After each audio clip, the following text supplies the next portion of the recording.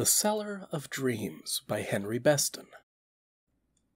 Once upon a time a mother called her only son into the kitchen, gave him a basket of fine fresh eggs, and bade him carry them to his Aunt Jane, who lived a few miles down the valley. The son, a lively lad about 12 years of age, obeyed his mother with joy, and clapping his little green hat on his head, stepped forth into the road.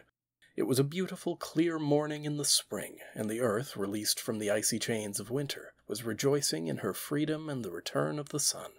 A few birds, just back from the southland, rocked on twigs swollen with bursting buds. 1,000 rills flowing from everywhere and in every direction sparkled and sang, and the air was sweet with the odor of plowed fields. The boy, whose name was Peter, walked along whistling.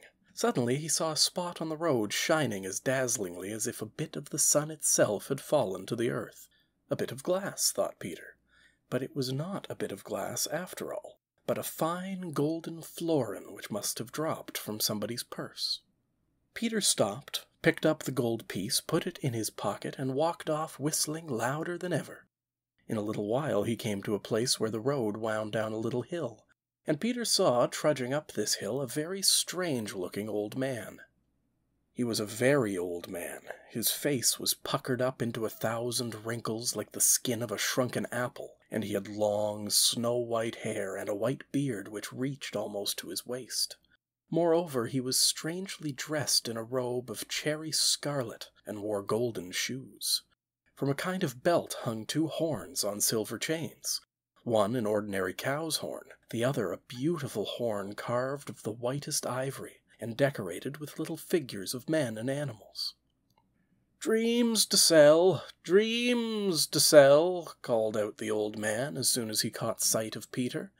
"Don't you want to buy a dream, young man?" "What kind of dreams have you?" asked Peter. "Good, bad, true, false, all kinds," replied the seller of dreams. "I even have a few thrilling nightmares.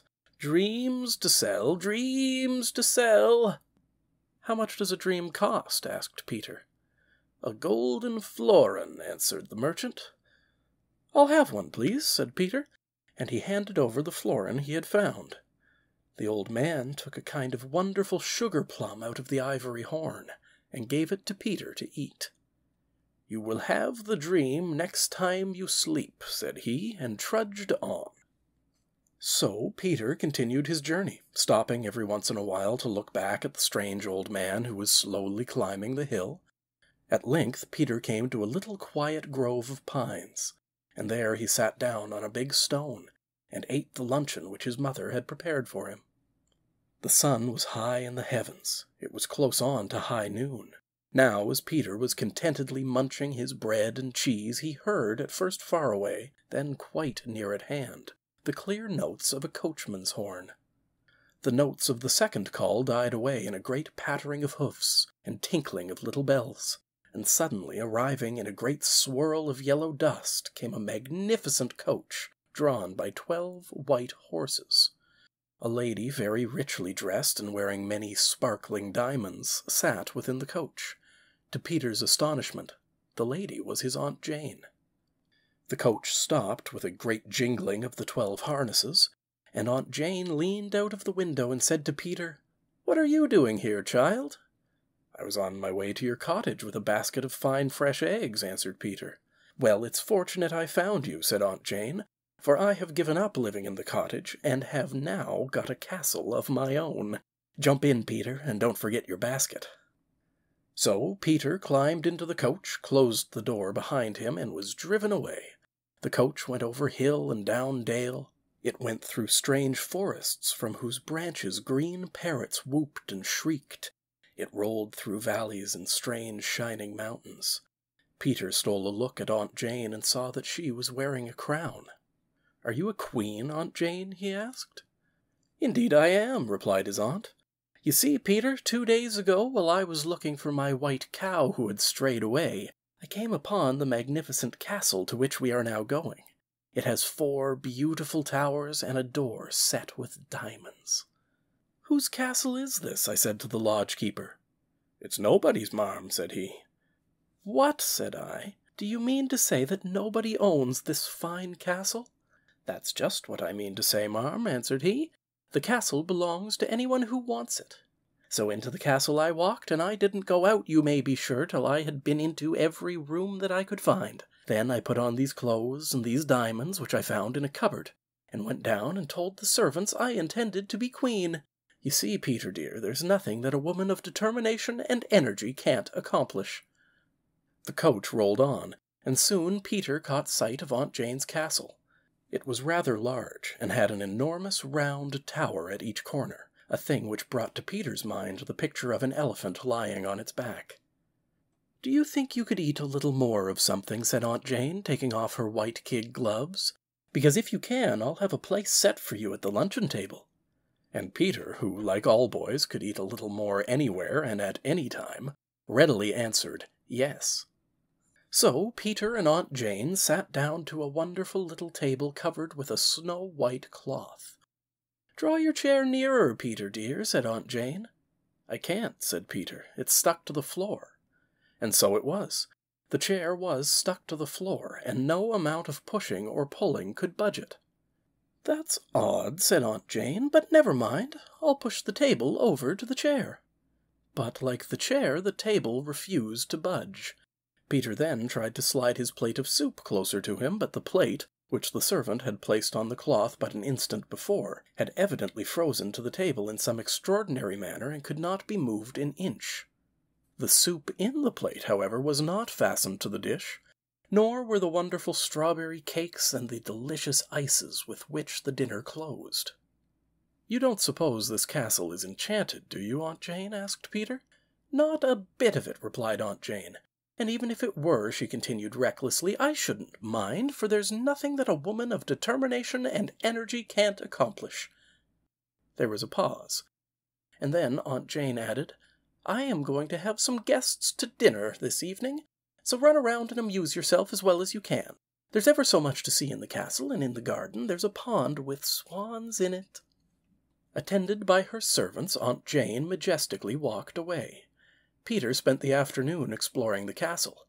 He went through room after room. He scurried through the attics like a mouse, and was even lost for a while in the cellars. And everywhere he went he found everything immovable. The beds, tables, and chairs could neither be moved about nor lifted up, and even the clocks and vases were mysteriously fastened to their places on the shelves. The night came on. Coach after coach rolled up to the diamond door, which sparkled in the moonlight. When the guests had all arrived, a silver trumpet sounded, and Aunt Jane, dressed in a wonderful gown of flowering brocade edged with pearls, came solemnly down the great stairway of the castle hall.